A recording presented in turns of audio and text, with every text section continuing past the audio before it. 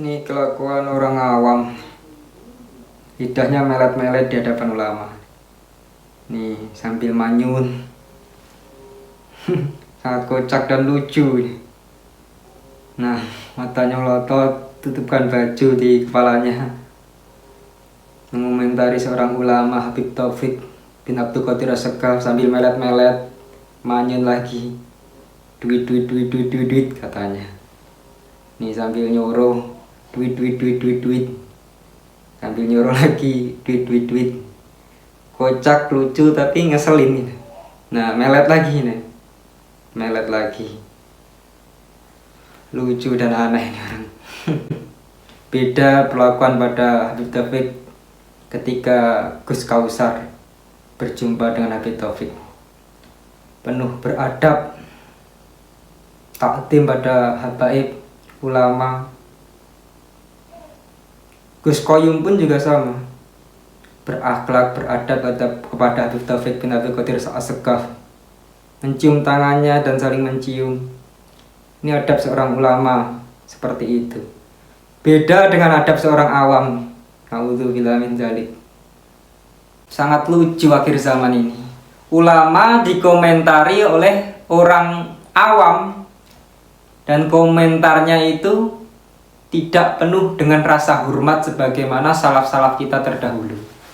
Imam Syafi'i, Imam Ahmad bin Hambal, Syekh Yazid Al-Bustami, Syekh Abdul Qadir Jailani. Walaupun mereka beda pendapat, mereka mengomentari dengan bijak dan hikmah.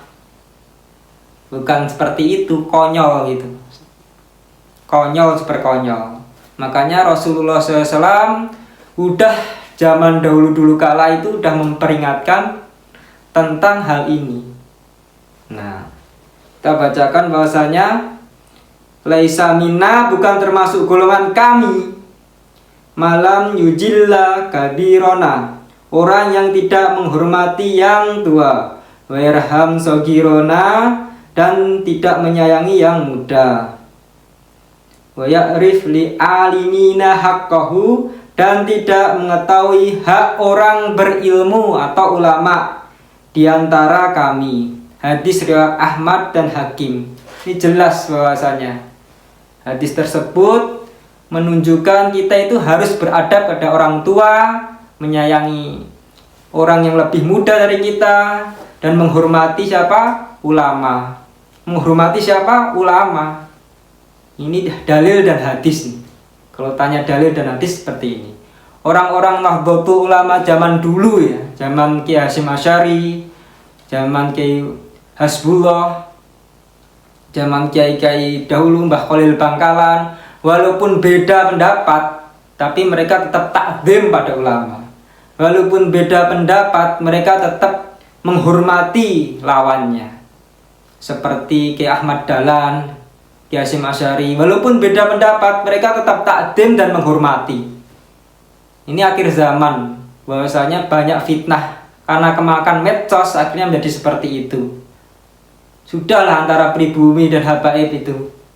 Kita ngapain bertengkar? Urusan kita masih banyak, hutang Indonesia masih banyak. Ngapain kita bertengkar? Gara-gara salah seorang oknum habaib. Ya kalau salah maka maafkanlah. Tapi kalau hati kita masih menggerundel, tidak bisa maafkan, maka nasihatilah dengan bijak. Nah, seperti itu.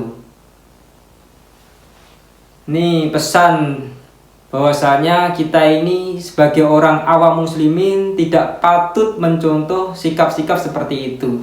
Gus Kausar gimana? Bahwasanya beliau takdim kepada Habib Taufik. Gus Koyum ulama NU juga takdim pada Habib Taufik.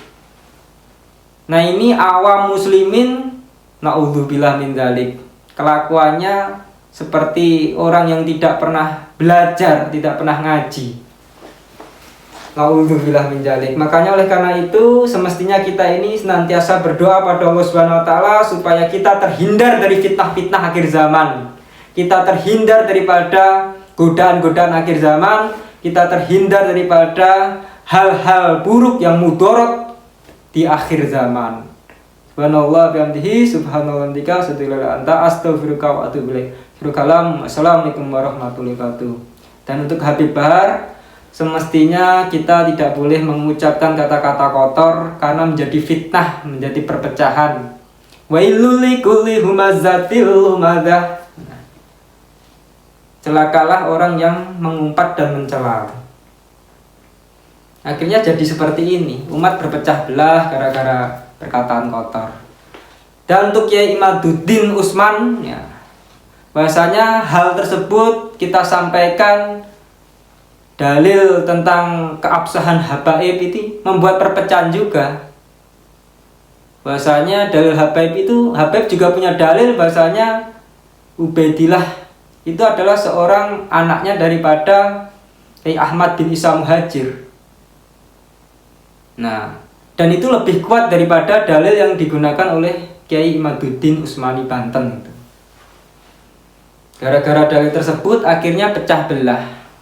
Makanya dalam kitab Hitus Sahabah disebutkan perpecahan adalah azab dan persatuan adalah rahmat, kata baginda Nabi Muhammad SAW. Nah, kita harus mengetahui hal itu. Perpecahan adalah azab, persatuan adalah rahmat.